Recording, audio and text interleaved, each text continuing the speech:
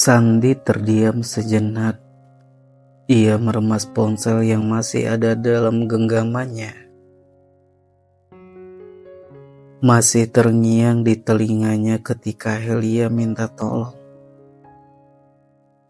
Tentu saja Sandi tidak rela jika wanita itu sampai diperlakukan kurang baik.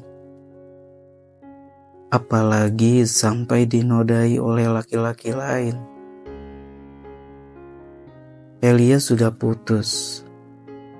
Tapi Sandi tetap saja tak rela jika ada laki-laki yang melecehkan wanita itu. Karena selama berpacaran dengan Helia, dirinya tak berani berbuat macam-macam. Apalagi sampai menodai kekasihnya. Duh, gimana ini? Gumamnya yang terlihat bingung. Sandi membuka ponsel. Ia mencoba menghubungi Gary. Siapa tahu sahabatnya bisa membantu. Sorry, gue lagi gak enak body. Badan gue panas sampai ke double. Ucap Gary pada seberang telepon dengan suara menggigil. Setelah itu, Sandi kembali mencoba menghubungi Kenan, berharap sahabatnya yang satu lagi dapat membantu. Sorry, gue lagi nemenin opa gue di rumah sakit, gak bisa ditinggalin, kondisinya mengkhawatirkan. Tolak Kenan dengan suara penuh keyakinan. Sandi berdecak pelan, ia semakin merasa bingung. Tidak ada pilihan lagi selain dirinya sendiri yang harus datang ke tempat itu untuk menyelamatkan Helia. Perasaan Sandi menjadi nano-nano.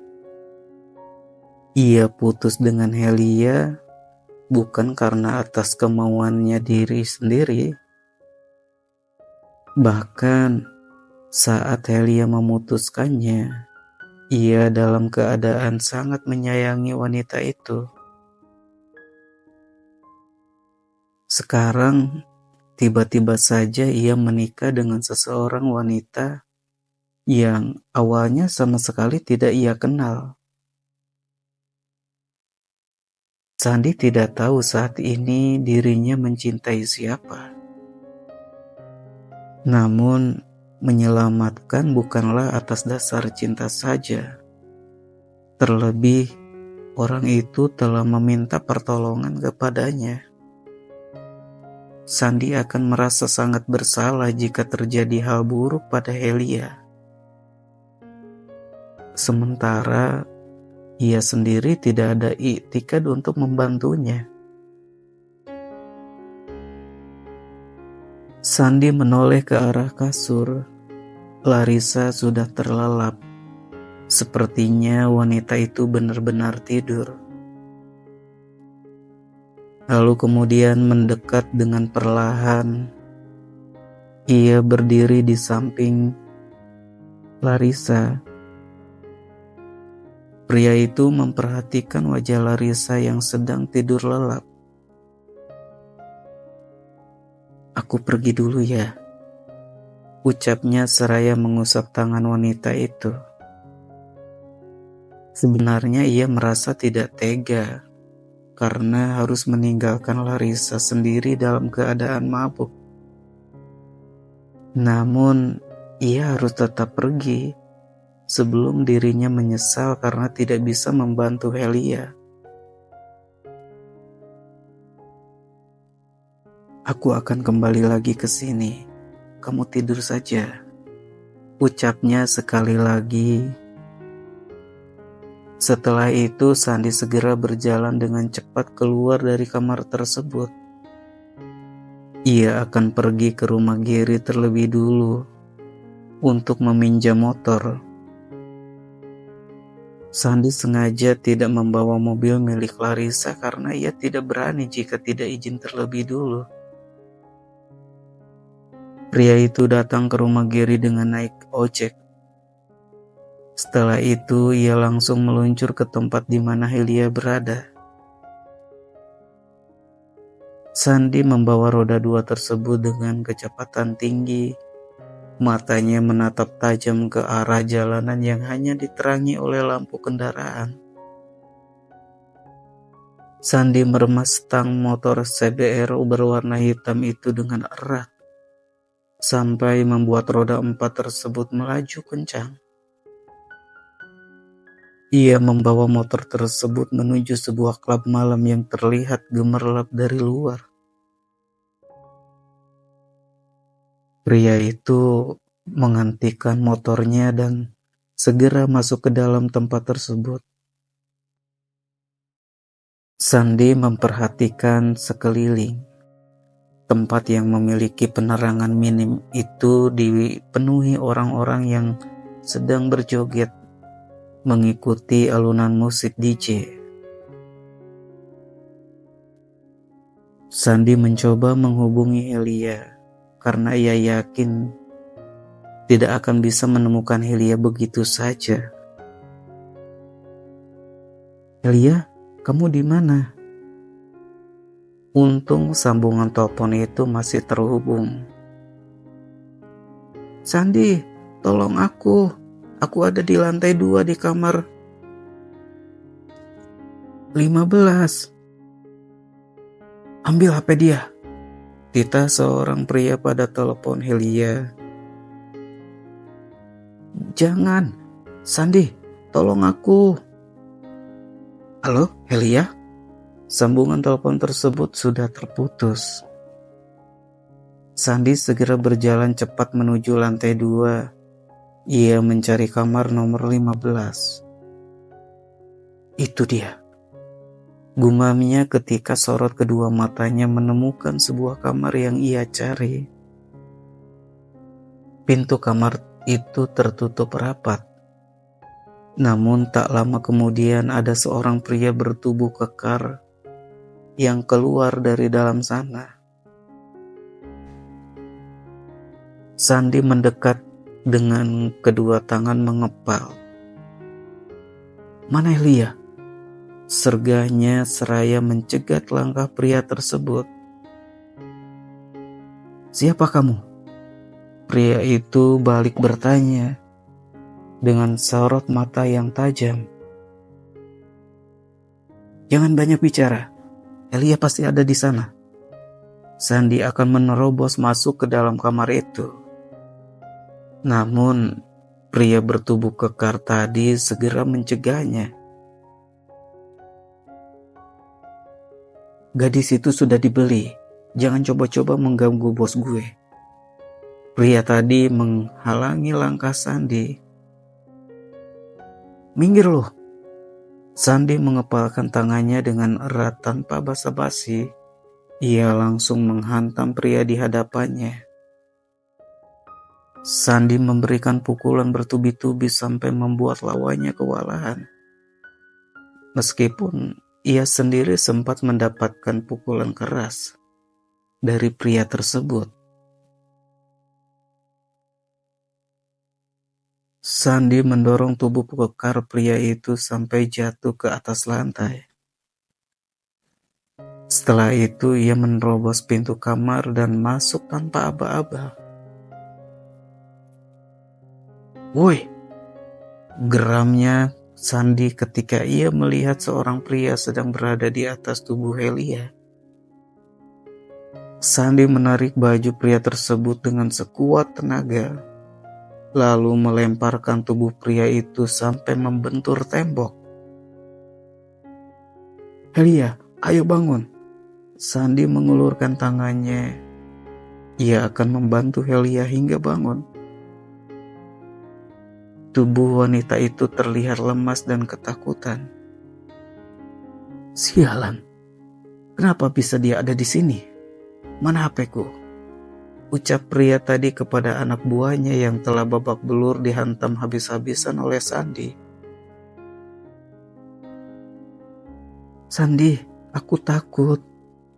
Helia langsung memeluk tubuh Sandi dengan menangis sesekukan. "Kamu tenang ya, sekarang kita keluar dari sini." Sandi membalikan badannya. Ia sempat melihat dua orang pria keluar dari kamar tersebut. Namun, Sandi seperti merasa sudah tak asing lagi ketika melihat wajah pria yang akan menodai Helia tadi. Ia seperti pernah melihat pria tersebut. Namun, ia tidak yakin karena penerangan di kamar itu sangat minim dan membuatnya tidak dapat melihat wajah pria dengan jelas. "Sandi, aku takut." Helia kembali memeluk tubuhnya. "Kita keluar dari sini sekarang." Sandi menarik tangan wanita itu dan segera membawanya keluar dari tempat tersebut. "Baju aku robek," ucap Helia setelah mereka tiba di luar. Wanita itu menunjukkan bajunya yang robek di bagian lengan. Bukan hanya itu saja, bahkan beberapa kancing depan baju yang dikenakan Helia juga sampai copot. "Ya ampun, lain kali jangan berani datang ke tempat seperti ini lagi." Sandi segera melepaskan jaket yang dikenakannya. "Tapi kamu masih aman kan? Laki-laki tadi ngapain aja? Dia udah sempat cium kamu belum?" Sandi menatap intens ke arah Helia yang masih terlihat ketakutan. "Sedikit, karena tadi aku ngamuk," jawab Helia sambil menghapus air matanya. "Sialan, gue aja cuma pernah nyium dikit doang. Itu juga bagian telinga," gerutu Sandi dengan wajah kesal. "Tapi yang lain aman kok. Aku berani buktiin ke kamu," celetuk Helia yang membuat Sandi cukup terkejut dengan apa yang dikatakan gadis itu. "Jangan macam-macam."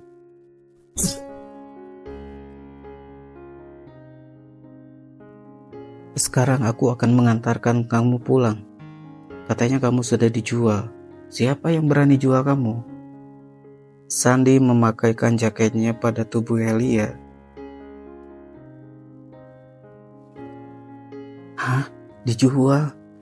Siapa yang jual aku?" Helia semakin shock ketika mendengar itu. "Ya nggak tahu. Ayo buruan naik sebelum aku jual lagi." Sandi naik ke atas motor terlebih dahulu.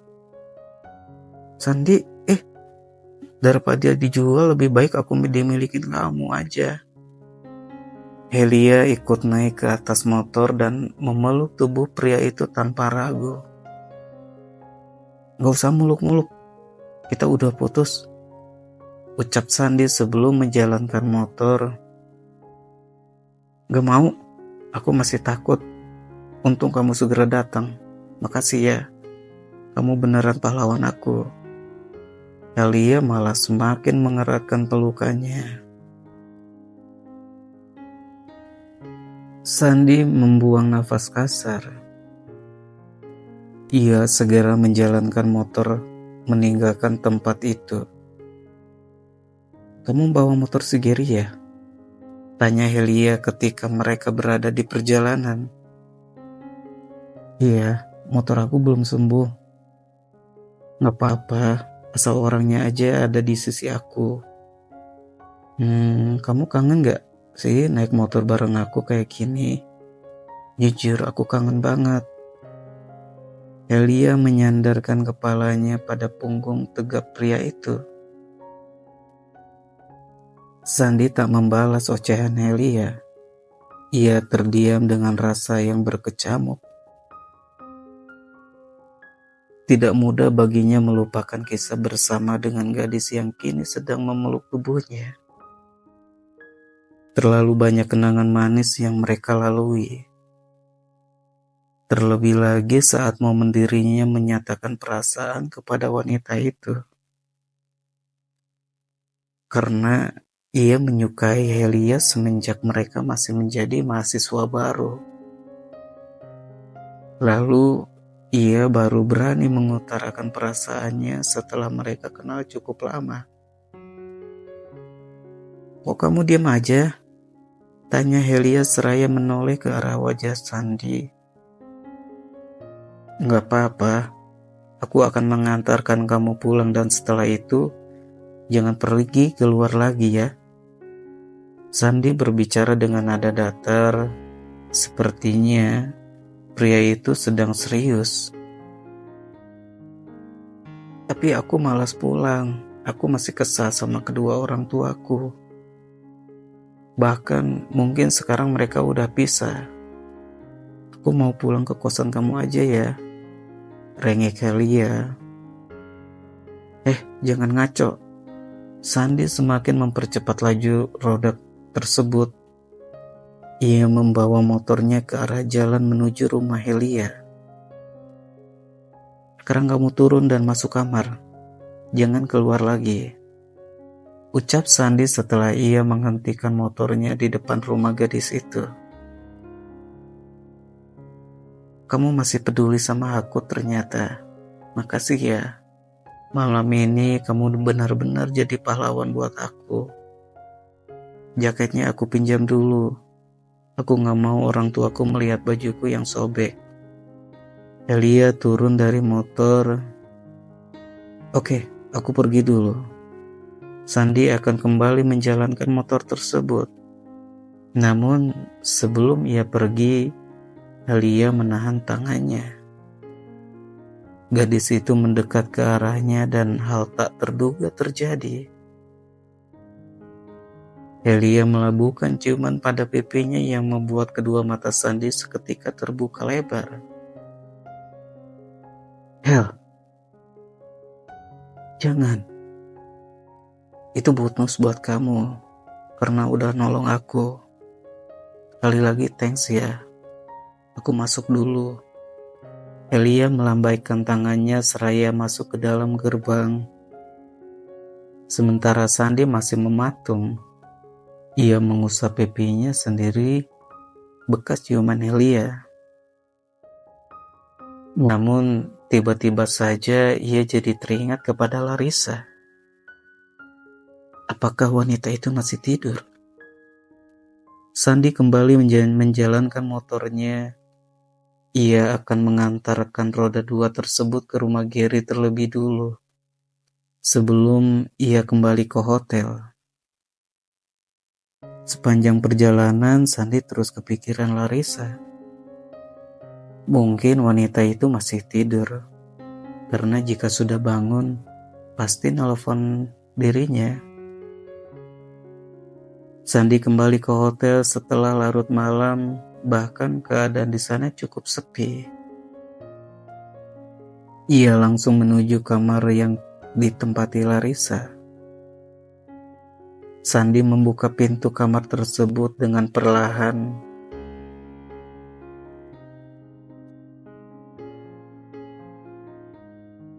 Ia langsung melihat ke arah kasur.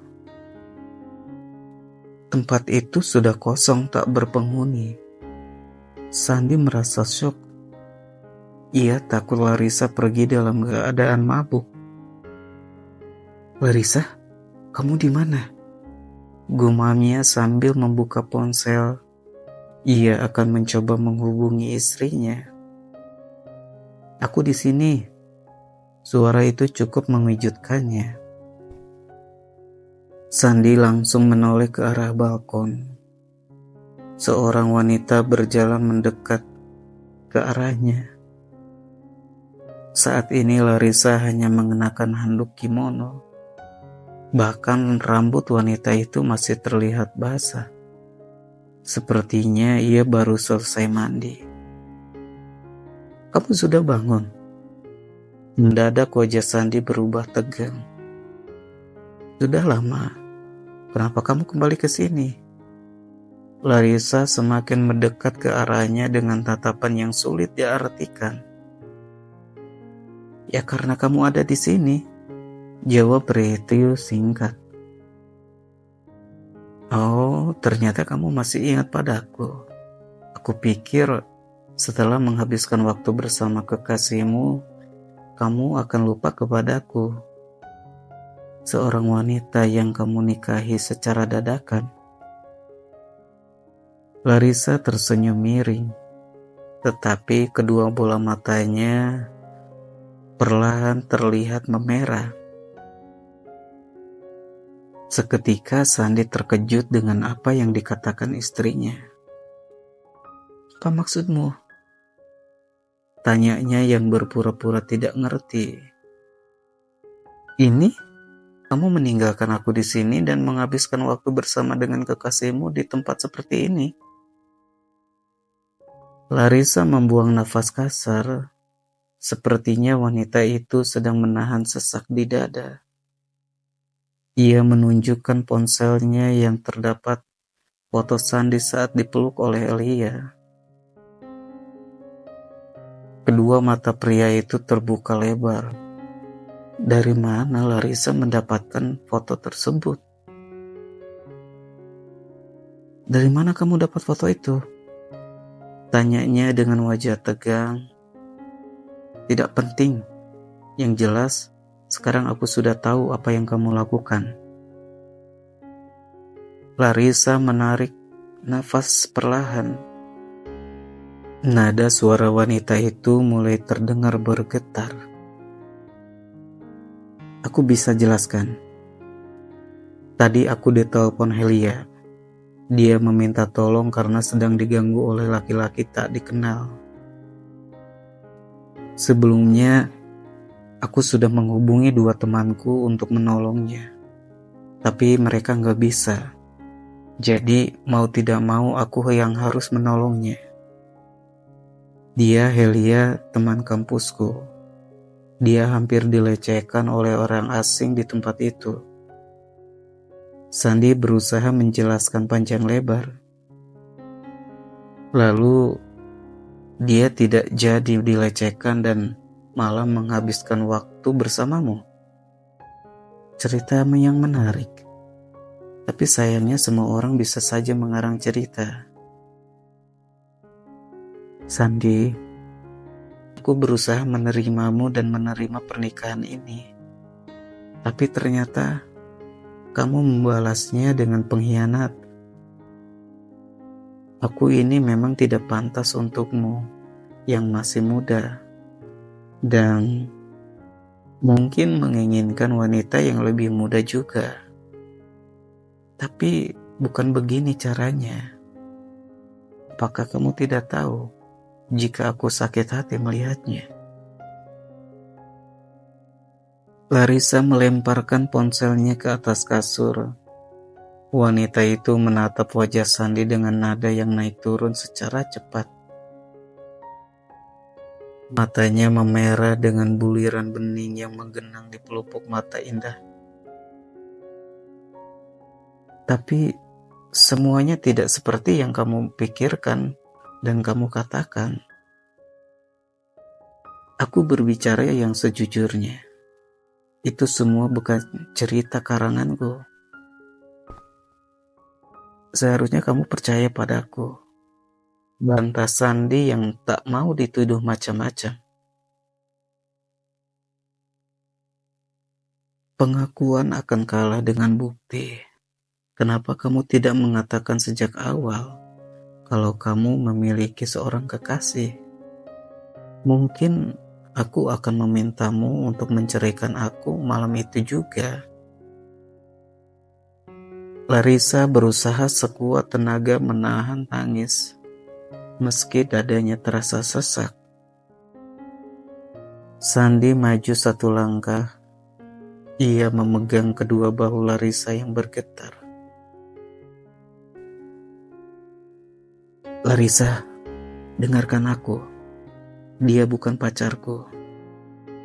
Dan aku gak berbuat macam-macam sama dia. Sandi menatap dalam-dalam wajah istrinya. Aku lupa memberitahumu kalau aku adalah wanita yang tidak mudah percaya dengan omongan laki-laki. Sayangnya, aku sudah terlanjur hanyut dalam pernikahan sialan ini. Larissa menepis kedua tangan Sandi dari bahunya. Pernikahan sialan? Kenapa kamu bilang begitu? Sandi merasa tak nyaman ketika mendengar ucapan Larissa. Karena aku tahu kamu tidak pernah menginginkan untuk menikah dengan seorang janda sepertiku. Seharusnya aku menyadari ini sejak awal. Tapi aku tertipu oleh tampangmu. Bodohnya aku tidak pernah berpikir kalau kamu adalah seorang buaya. Larissa berkata sambil menunjuk ke arah wajah Sandi. Semua yang kamu katakan tidak benar. Aku tidak seperti itu.